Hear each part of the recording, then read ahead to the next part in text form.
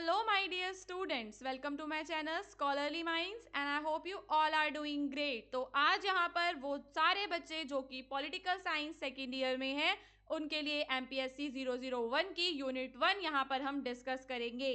सो now students, मैं सबसे पहले आपको बता देती हूँ कि यहाँ पर हम यूनिट 1 को पूरा कवर करने वाले हैं और ये जो यूनिट है ये 2025 एग्जामिनेशन के लिए बहुत ही ज़्यादा ज़रूरी है। सबसे पहले हम यहाँ पे इसका एक छोटा सा इंट्रोडक्शन आपके लिए लेकर आए हैं कि इस यूनिट में आपको पढ़ना क्या है। सो नाउ स्टूडेंट्स, यहाँ पे आप लोग मेरी स्क्रीन पे देख सकते हैं that this unit explains how India's history, culture and freedom struggle shaped it's views after independence. तो यूनिट 1 के अंदर हम पूरा का पूरा क्या पढ़ेंगे कि भारत का जो इतिहास है और भारत का जो पूरा फ्रीडम स्ट्रगल था उसने कैसे जो है इंडिया का जो व्यू है वर्ल्ड को लेकर उसको इन्फ्लुएंस किया। इंडिया का जो वर्ल्ड व्यू है वो उसकी लॉन्ग हिस्ट्री और उसके रिच कल्चर से इन्फ्लुएंस होता है। यहाँ पर हमें जवाहरलाल नेहरू जो हमारे फर्स्ट प्राइम मिनिस्टर हैं उनके बारे में इंफॉर्मेशन दे रखी है that Jawaharlal Nehru the first prime minister focused on two main ideas. तो यहाँ पर हम बताएंगे कि जो हमारे जो प्राइम मिनिस्टर जवाहरलाल नेहरू थे उन्होंने इंडिया की फॉरेन पॉलिसी में दो मेन आइडियाज पर फोकस किया। तो कौन कौन से दो मेन आइडियाज हैं? जो पहला आइडिया है वो है पीस को प्रमोट करना और दूसरा क्या है? Cooperation between the nation. तो पहला आपको बताना है कि जवाहरलाल नेहरू जो है उनका जो आइडियोलॉजी था उसके अंदर हम क्या देखते हैं कि पीस को प्रमोट करना और दूसरी चीज एनकरेज करना कॉपरेशन, जो कंट्रीज हैं वो आपस में मिलजुल कर रहें, कॉपरेशन के लिए उन्होंने जो उनका मेन आइडिया है ये था। सो नाउ स्टूडेंट, यहाँ पे आपको बिल्कुल भी कंफ्यूज नहीं होना है। देखिए यूनिट 1 से कोई भी क्वेश्चन आएगा, आप अगर इस यूनिट को एकदम शॉर्ट में इसकी समरी को पढ़ लेते हैं तो आप किसी भी क्वेश्चन का आंसर कर पाने में सक्षम होंगे। सो नाउ यहाँ पर हमने सबसे पहले बता दिया है कि हमें यहाँ पे जवाहरलाल नेहरू के बारे में हमने बताया। Now these ideas come from India's past traditions reflected in the teachings of thinker and old customs even if they are not perfectly followed। तो यहाँ पर हम क्या देखते हैं कि इंडिया का जो पास्ट है और इंडिया में जो वेरियस जो हमारे थिंकर्स रहे थे उनके उन सब चीज़ों को हम फॉलो करते हैं भले ही हम परफेक्टली फॉलो ना करते हो। अब यहाँ पर जो आपका दूसरा टॉपिक था इस यूनिट के अंदर, जब आप बुक से भी पढ़ेंगे तो बुक में भी देखेंगे कि दूसरा टॉपिक है सोर्सेज ऑफ ट्रेडिशनल वैल्यूज। तो यहाँ पर मैं उसकी समरी ही लेकर आई हूँ, उसमें से जो भी इंपॉर्टेंट है हम सिर्फ उसको पढ़ने वाले हैं। तो India's ancient values come from various sources. तो इंडिया की जो एंशंट वैल्यूज हैं उसके कई सारे सोर्सेज हैं। अब यहाँ पे आपको बताना है वेदास के बारे में, हमारे जो 4 वेद हैं, फिर जो हमारे लॉ है जैसे मनु है, ठीक है, धर्मशास्त्र, बुद्धिस्ट और जैन टेक्स्ट हैं, और जो हमारे एपिक्स हैं रामायण, महाभारत, पुराण। तो ये सारे के सारे हमारे सोर्सेज हैं जिनसे हमें इंडिया की एंशंट वैल्यूज के बारे में पता चलता है। यहाँ पर सबसे ज़्यादा हम क्या देखते हैं, जो हमारी रामायण और जो हमारी महाभारत हैं specially they are the most important for teaching social values to the masses. तो यहाँ पर इन्होंने जो है जो दुनिया है, ठीक है, उसको टीचिंग्स दी किस चीज़ के बारे में, सोशल वैल्यूज के बारे में। So these traditional text covered all aspects of life. हम क्या देखते हैं कि हमारे जो भी ट्रेडिशनल टेक्स्ट हैं उन्होंने हमारी लाइफ के सारे एस्पेक्ट्स को कवर किया, spiritual, social, economic and political. तो हम क्या देखते हैं कि इंडिया जो है, ठीक है, इंडिया में हमें कल्चर का मिक्सचर भी देखने के लिए मिलता है, जैसे इस्लामिक कल्चर और वेस्टर्न कल्चर ने हमें इन्फ्लुएंस किया। और हमारे मॉडर्न इंडियन थिंकर्स हैं विवेकानंद, टैगोर, औरोबिंदो, गांधी, नेहरू, जिन्होंने एंशंट इंडियन थॉट को इन्फ्लुएंस किया। तो ये सारी की सारी चीज़ें हैं जो कि इंडिया का वर्ल्ड व्यू शेप करती हैं। इसके बाद आप पढ़ेंगे इसके अंदर nature of traditional values and themes in the evolution of world view. So students, ये वाला टॉपिक है जो आप अपने आंसर में इंक्लूड करेंगे।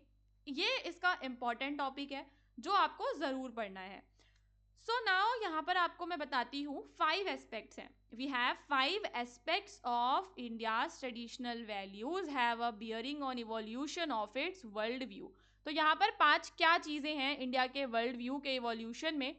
पहली चीज़ क्या है? Preference for a middle way, ठीक है। दूसरा tolerance, idealist and realist traditions, then absence of imperialist tradition. तो ये सारे के सारे जो पांचों हैं मैं आपको एकदम इन डिटेल अभी समझाने वाली हूँ। उसके लिए आपको वीडियो को पूरा एंड तक देखना है ताकि आपको ये पांचों अच्छे से समझ में आ जाएं और जब आप एग्जाम में अपना आंसर करें तो उसमें आपको कोई भी परेशानी ना हो। So a key feature of Indian tradition is its preference for the middle way. India ने हमेशा जो है avoid excess in all things, ठीक है। इंडिया ने हमेशा क्या देखा कि कुछ किसी भी चीज में ना एक्सेस नहीं होना चाहिए, ज्यादा चीजें नहीं होनी चाहिए, बल्कि हमें बीच का रास्ता अपनाना चाहिए। So this reflects India's philosophical rejection of extremes and rigid black and white thinking. तो यहाँ पर हम क्या देखते हैं कि जो rigid black and white thinking है, इंडिया ने उसको क्या किया, रिजेक्ट किया। India's approach aims to balance the goal. अब यहाँ पर हमारे इंडिया की क्या अप्रोच है, ये यहाँ पर इंपॉर्टेंट है। So just a minute, okay, what is our approach? So India's approach aims to balance the goals of dharma, arth, calm and pleasure but not neglecting others. So India's approach aims to balance the goals. हमें क्या करना है, जो भी हमारे goals हैं उन्हें balance करना है।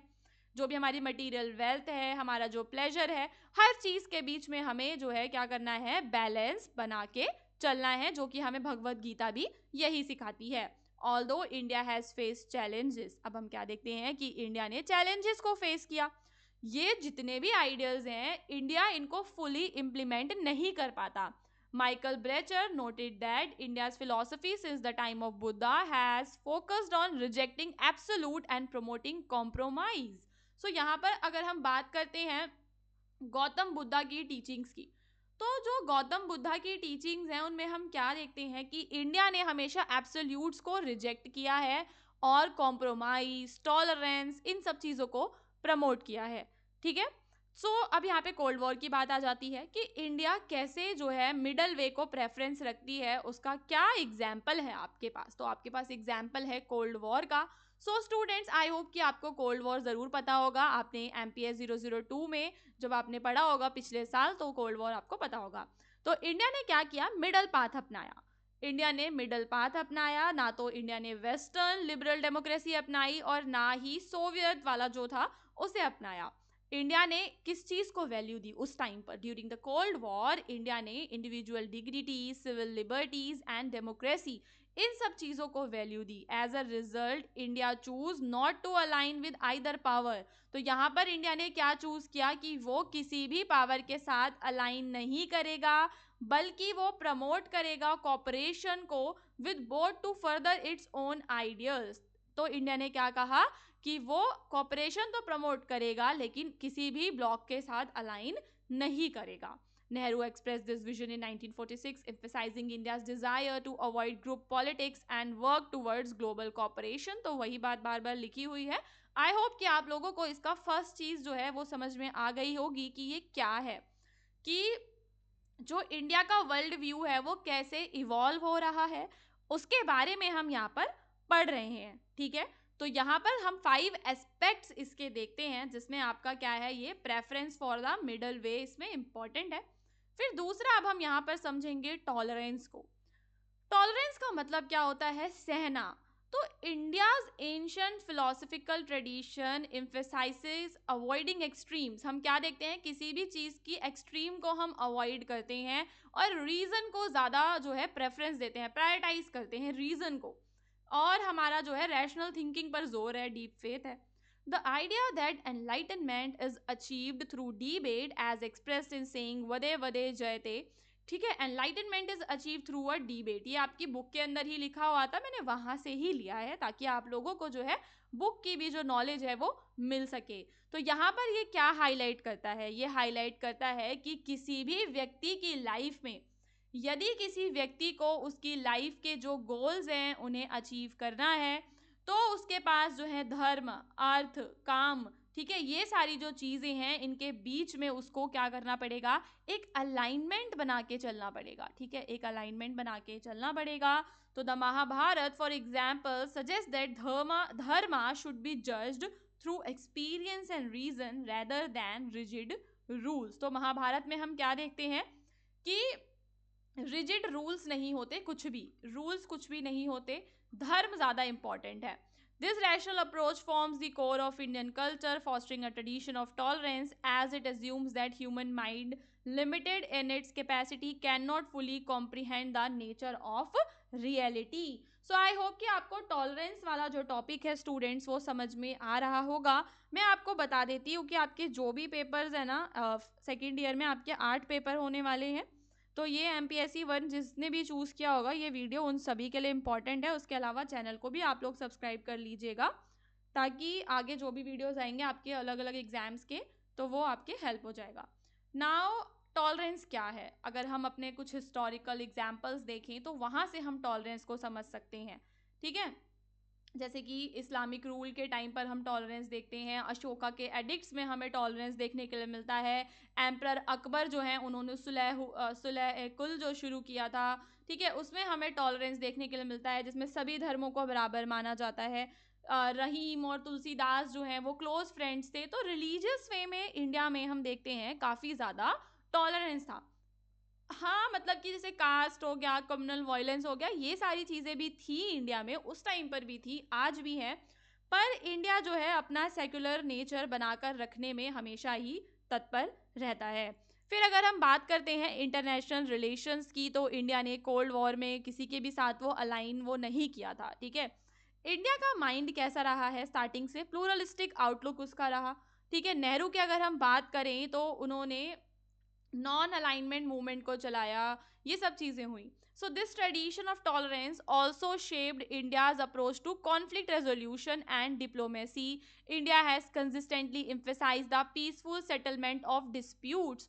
तो इंडिया में किस चीज़ पर जोर दिया जाता है कि जो भी डिस्प्यूट्स होते हैं उनको पीसफुली हमें क्या करना है, सेटल करना है, नेगोशिएशंस करनी है. इंडिया चाइना बॉर्डर डिस्प्यूट हो, ठीक है, पंचशील एग्रीमेंट का एग्जाम्पल आप यहाँ पे दे सकते हैं. इंडिया ने नो वॉर पैक्ट भी पाकिस्तान को जो है ऑफर किया था 1949 में.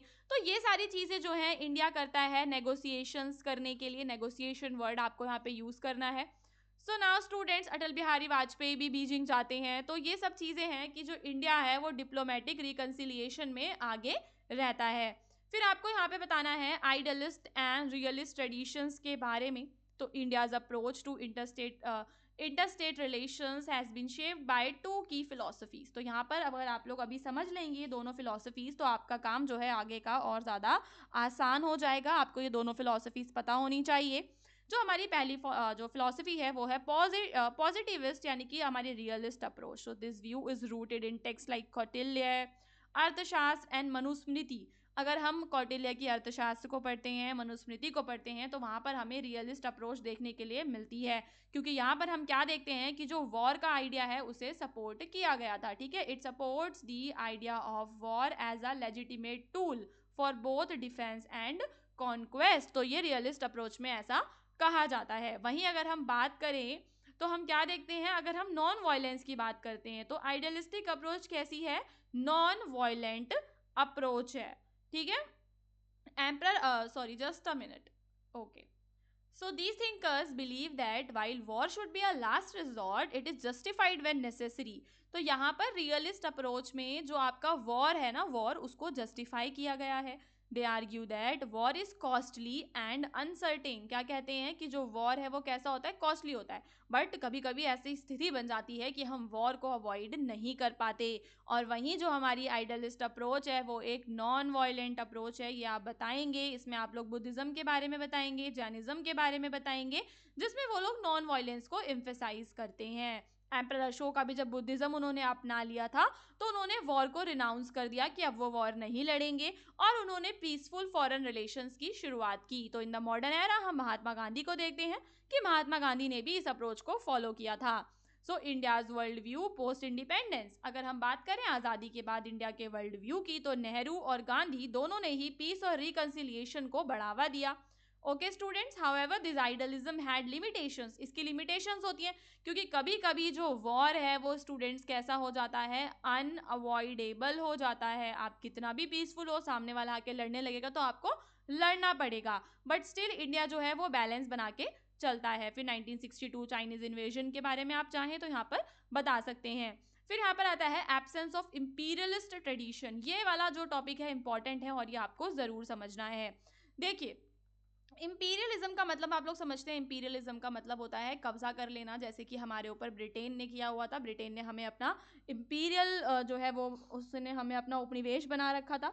सो उस टाइम पर इंपीरियलिज्म था। तो अ key feature of Indian tradition in the absence of imperialism including cultural imperialism, no significant Indian thinker, even those like Kautilya or Manu, advocated expanding India's empire beyond its geographical boundaries. तो यहाँ पर ये क्या है, इसको आप लोगों को जरूर समझना है। ध्यान से देखिए क्या है ये line, no significant Indian thinker.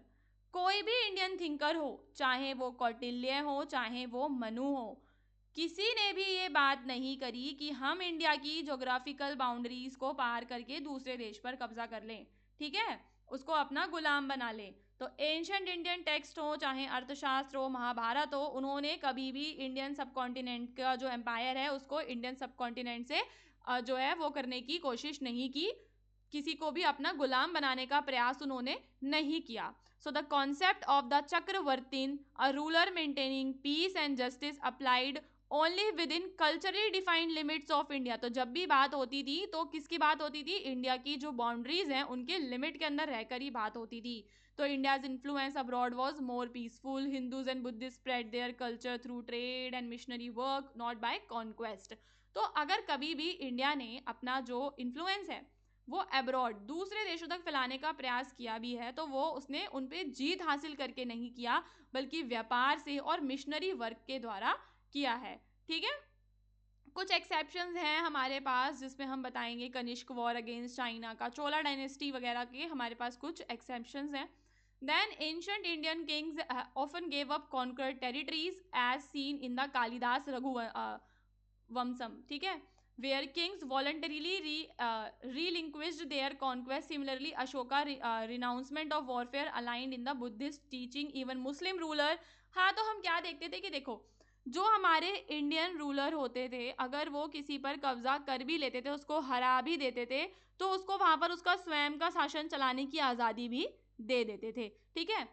So India's anti-imperialist sentiment grew stronger during the British rule as the suffering caused by colonialism reinforced this tradition after gaining independence. अब हम यहाँ पे बात करेंगे कि आज़ादी के बाद इंडिया ने क्या किया। So after gaining independence, India advocated for the freedom of colonial territories and promoted racial equality.